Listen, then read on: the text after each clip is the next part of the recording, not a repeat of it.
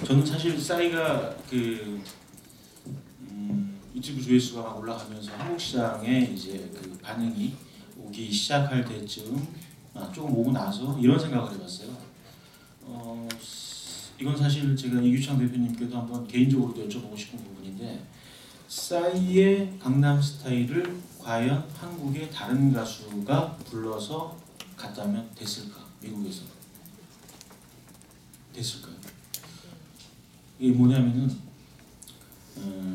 저는 그렇게 봅니다. 이 강남 스타일, 사실 그 미국에서 이 미국 시장에서 굉장히 트렌디하게 얼마 전부터 흘렀던, 보통 이제 저희 업계 용어로 쌉이라고 하는 노래의 클라이막스 부분. 노래가 클라이막스가 없어요. 고전적으로 얘기하는 A, B, C 뭐 한마디 기승전결이죠. 그 클라이막스, 속칭 얘기하는 쌉이라고 하는 그 부분이 오빠 강남 스타일하고 음악이 나오고 춤을 추죠. 그 장면은 사실 미국에서 한창 유행을 끌었었거든요. 그렇다면 노래는 한국적인 게 아닌 거고 굉장히 미국스러운 스타일의 노래인 거죠. 뭐 사실 미국에 비슷한 그런 장르를 많이 하는 가수들, 뭐 LMFAO나 등등 여러 가수들이 많죠. 근데 그러면은 과연 성공 요인은 뭐냐? 그럼 싸이는 트레이닝을 받았나? 시스템에 적용이 됐었나? 그런 측면으로 봤을 때 싸이가 가지고 있는 그 개성, 또는 지금까지 싸이가 사실은 미국 시장을 공략하려고 만들지 않았다라는 거는 사실 저는 모르죠. 어느 누구도 알 수가 없죠.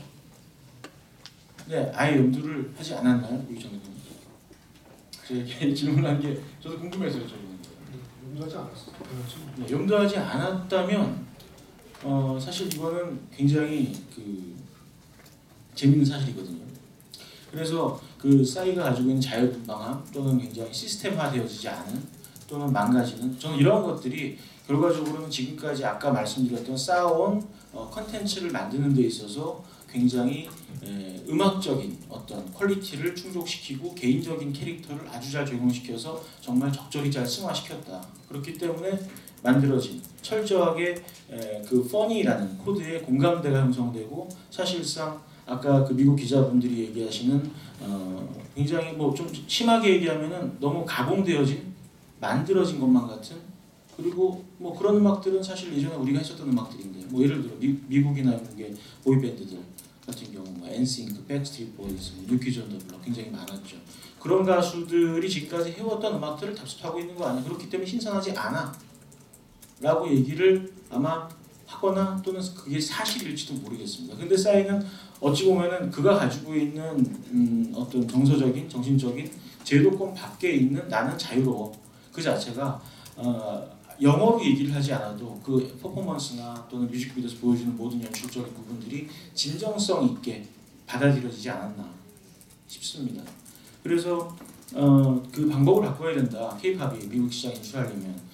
뭐 어쨌건 간에 싸이는 굉장히 그런 어떤 기회와 지금까지의 그 방법, 그러니까 K-팝이 미국 시장에서 나름대로 노력을 하면서 진출에 대한 어떤 욕구를 충족시키기 위해서 노력을 했었던 부분을 감안해서 사실은 미국 스태프들이 미국의 방식으로 매니지먼트를 시작을 해서 성공 반열에 올라간 것 같고요. 사실 예전에 그 여러 케이스, 미국에 진출하려고 했었던 케이스들은 사실 그 컨트롤을 하는 주체가 한국에서 컨트롤을 많이 했었습니다.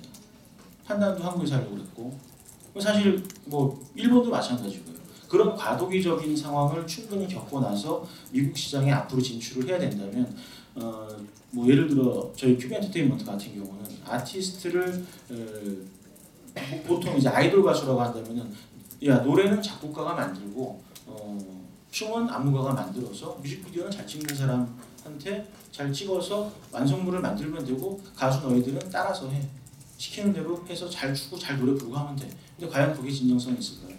근데 보통 아이돌 가수들이라고 일컫는 친구들이 연령대가 뭐 10대 후반, 또는 빠르면 10대 중반도 있고요. 많다 싶으면은 20대 한 중반 정도죠. 아무리 활동을 해도 아니 그 친구가 아직도 22살이야? 7년을 활동을 했는데, 이런 케이스들도 있으니까요.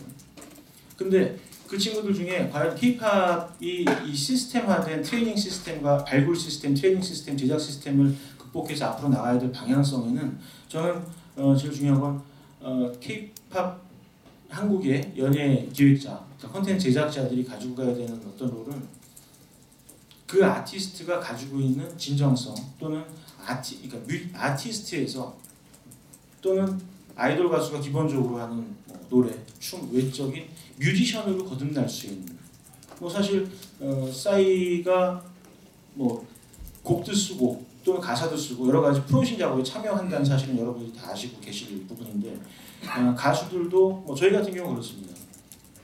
보통 모든 기획사들이 그렇게 하고 있는 건 아니지만 YG도 그런 방법을 많이 택하고 있고요. 저희 같은 경우도 가수들이 음반에 참여하고 자기의 음반을 만들어 보게끔 하고 또는 동료 가수가 음반을 내는데 프로듀싱을 해주고 이런 어떤 상황들을 만들어가면서 뮤지션으로 거듭나게 할 수 있다면 그 컨텐츠에 대한 모든 맥락을 쥐고서 진정성 있게 사람들과 대중들과 호흡할 수 있는 상황을 만들어낼 수 있다는 거죠.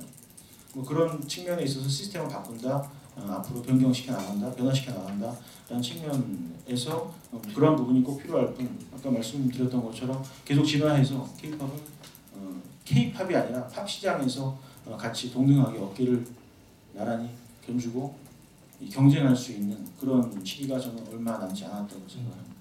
예, 저도 듣고 싶었던 말씀이었는데 지금 그 많이 활동하고 계시는 그 기획사 중에 하나